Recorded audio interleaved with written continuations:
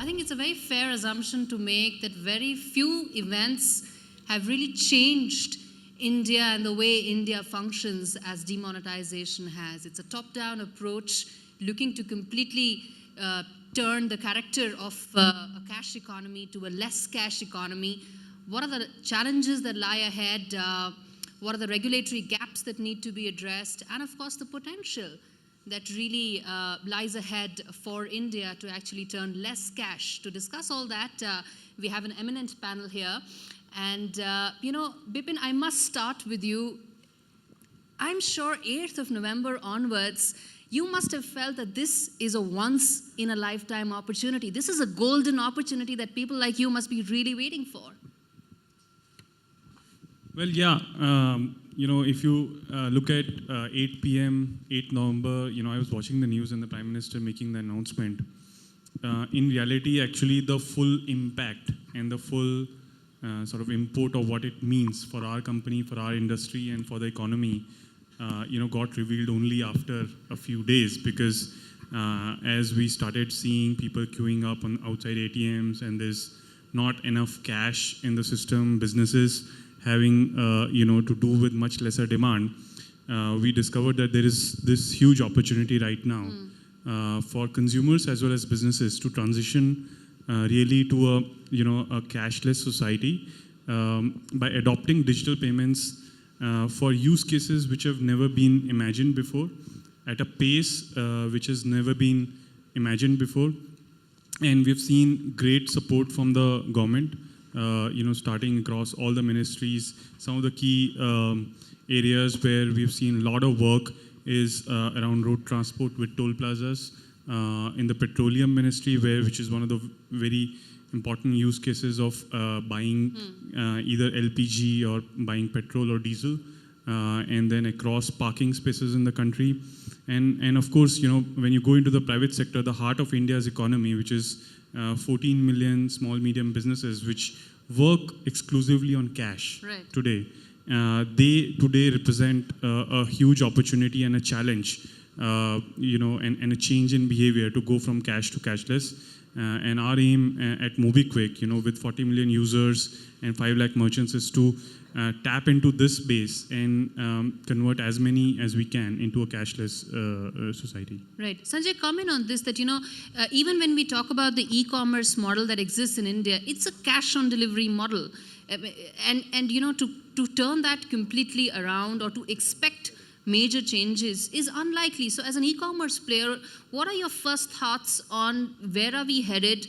And, are we being too ambitious right now?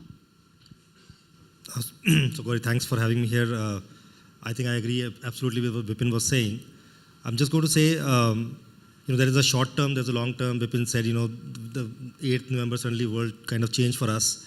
I think it's a watershed moment. Impact of, what we are going through will probably be seen 5, 15, 20 years from now. Very similar to, when India opened up its economy in 91. The impacts, we are sitting here because of some of the impacts that, the things that started rolling in 91. So that being said, I think coming back to, yes, I think in short term, it is, online businesses were built to digitize the Indian economy. We are, like, our PM talks about financial inclusion, we talk about economic inclusion. ShopClues' intent is to bring large number of small, medium businesses online so that they can sell. And but to bring them online means you have to digitize their businesses. We were hoping the main push for us will come from GST, and we were kind of thinking at April, March time frame. But then suddenly, when the digitization happened, we are kind of scrambling to get things done. So of course, there are leakages, there are problems. We have short-term impact on our top lines. Bottom lines are looking better. So supply side shocks are significant for e-commerce players. Yes. Supply side more than the consumer side. I think consumers have figured out, people like MobiKwik have come in and sorted things out for them to some extent for sure. But I think there is a liquidity crunch on the supply side for the merchants. Like I said, we have 500,000 merchants who sell on the platform. They need liquidity of cash available, which they are currently just anxious about the business. What is going to happen after 30th December? I think there's just this anxiety in the market I think that has to settle down. People need to become a little more, they have to breathe. And I think we'll probably limp back to normalcy. Okay. Balaji, comment on the fact that, at the end of the day, yes, telecom companies, especially Airtel has launched a payment bank, Vodafone is expected to do so fairly shortly. And largely, the perception or the expectation is that telecom companies will reach out where banks probably cannot or haven't been able to.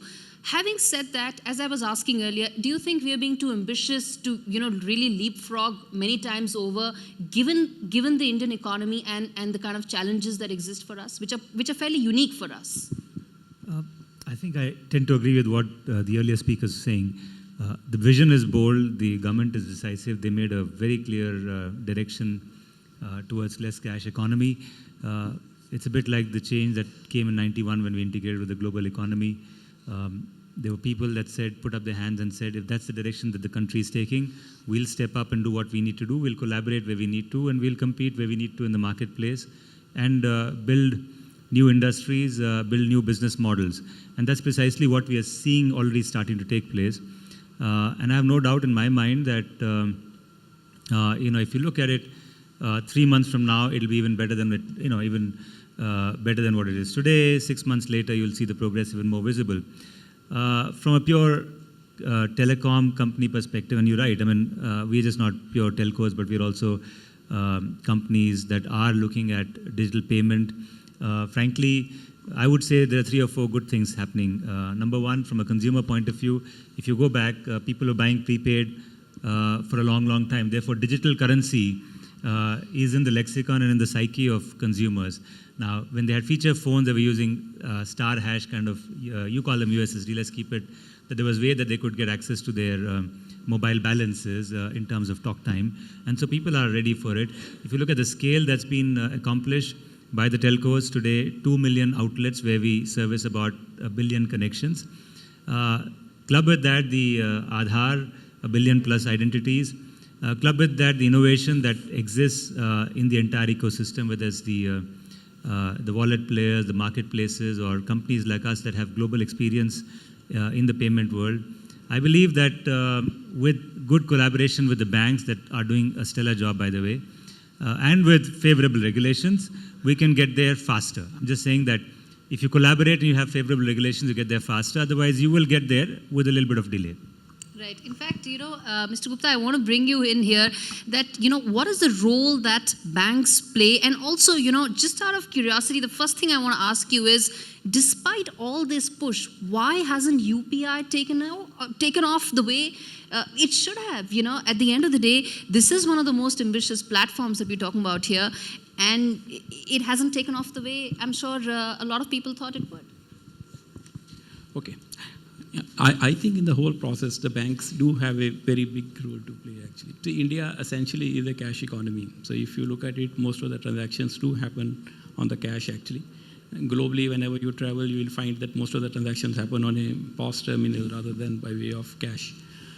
Typically, what we have seen in India is that even when people had ATM cards, they will rather go to an ATM, draw cash, and use that cash for making payments rather than use that same ATM card, which can be used on a POS machine.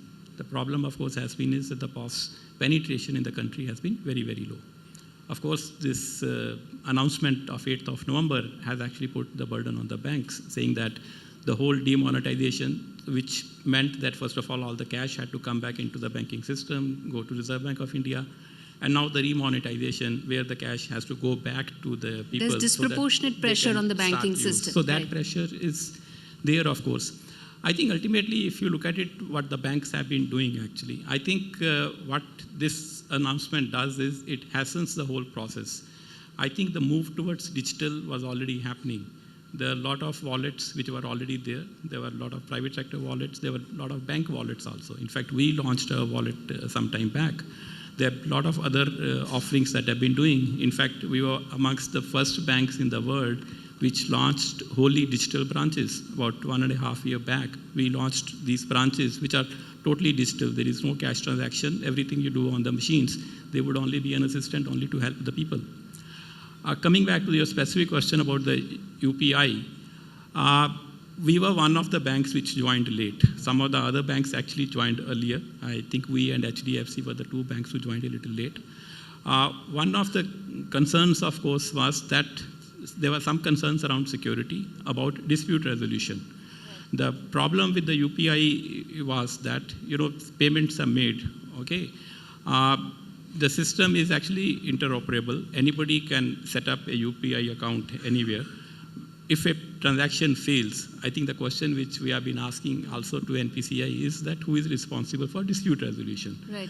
Ultimately, what happens is, as a bank, we know that the customers will come back to us. If somebody has used our platform or somebody is our customer, he will come back and ask us, are we in a position to satisfactorily answer to that customer what exactly happened to the money? Okay, if it was supposed to reach a particular account, whether it has reached or not. I think there were some issues. They have been addressed to a very large extent. So that is why we have since rolled out the UPI app also. Right. We do think it has a huge future. Okay, so there are of course people who believe that the UPI could be the only system that could work in the country actually like us. Now that initial, I think the problems have been sorted out, we do expect it to take.